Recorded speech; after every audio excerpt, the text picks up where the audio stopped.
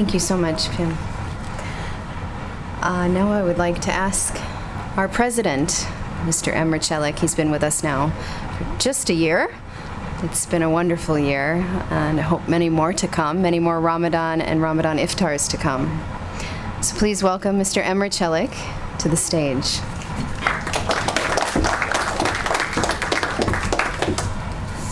Good evening, distinguished guests.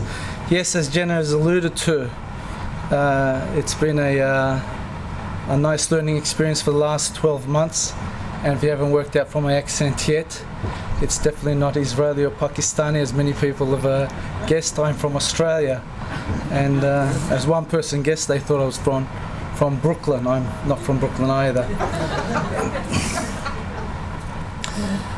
As I was leaving Australia, just an anecdote of my departure. Greg Barton, a close friend and a scholar on Islam in the Muslim world, sitting across from an academic, was a standard at the sad face of the academic, another friend of mine, Ismail. And Greg asked, he said, "Why are you so saddened on this occasion?" He said, "Haven't you heard the bad news?"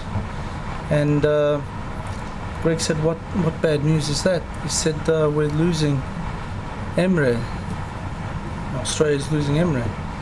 And Greg looked back a little bit smugly and he said, "Yes, that is very sad news. We're very upset. But think about how upset Washington is." Having said that, it's been 12 months. It's been a very nice 12 months.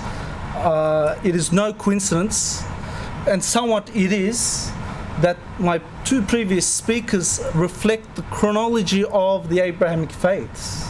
We had Ori of Jewish background, we had Pim of Christian background, and myself finally of Muslim background. We hadn't planned that, but it's worked out to be that.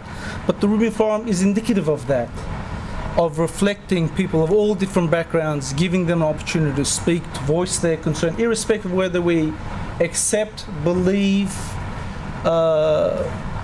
We want to support all people of all backgrounds and be a platform, as it were, and as our name suggests, a forum.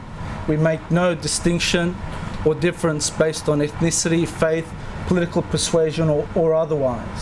And this has been particularly taught to us by our honorary president. We are very honored, and some of you may know, I suspect many don't, Fethullah Gulen, who has inspired the founding of this organization, and many of such organizations around the world, maybe coming on 400 dialogue organizations. I come from Australia. I've been involved for the last 20 years in similar organizations, though my background is of different professional background, and coming on close to similar other institutions that espouse these values of dialogue, of respect, within the framework of education. More than 1,000 schools in 110 countries, within the framework of what is usually referred to in the Western media and by Western academics as the Gulen movement, but as Pim referred to, as we refer to ourselves, as Hizmet, which in Turkish, and I think it comes from the Arabic, meaning service.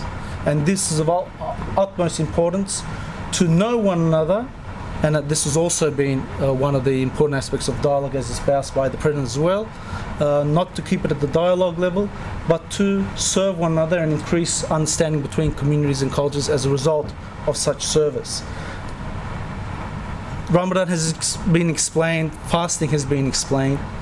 I hope you appreciate what it means for the Muslim community and the importance that Ramadan is. This is one aspect of it. The reflection, the worship, the self-analysis, all those have been alluded to. But I do thank each and every one of you for coming and sharing in that social aspect of Ramadan. According to a Muslim tradition, it is said that the guest brings with them 10 blessings, and when they leave with only one. 9 of them have been left for the host. So without you, this would be a barren place in terms of blessings at least. So I thank you for each and every one of the steps you took to come here. We are both honoured and privileged, and I do look forward to seeing each and every one of you at future events, whether they be dinners. Of course, Ori alluded to everything that we do includes a food component. He is not wrong. So if not for the speaker, if not for me, please at least attend for the food. I'm sure you will enjoy it. And anything above that, I'm sure you would consider a bonus. And just as a small side before I complete, along with this type of event, we're probably doing 30 or 40 of these types of dinners throughout Ramadan in our chapters across Delaware, Maryland, of course DC, Fairfax, North Carolina and Kentucky. We have about 9-12 chapters, so we're doing about 30-40 of these types of dinners. We're holding home iftars. We have a vast network of homes where we invite guests into our homes as well. And this coming Thursday, Friday and Saturday, 26, 27 and 28th August in Fairfax, we're opening up along with our sister organisation, which is ATFA, American Turkish Friendship Association, a Ramadan tent, so that guests like yourselves can bring family and friends and children, anybody. No need to RSVP. You're all welcome, but the details and address you can acquire from myself a later date. I think it's on our website as well, or just email us from the invitation you receive. You're all welcome to bring friends. Every night there is 600-700 people fed. Everyone is welcome.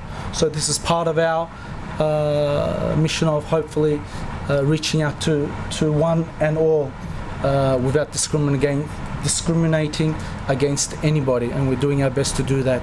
Again, thank you. Jenna has one final word before the evening formally wraps up.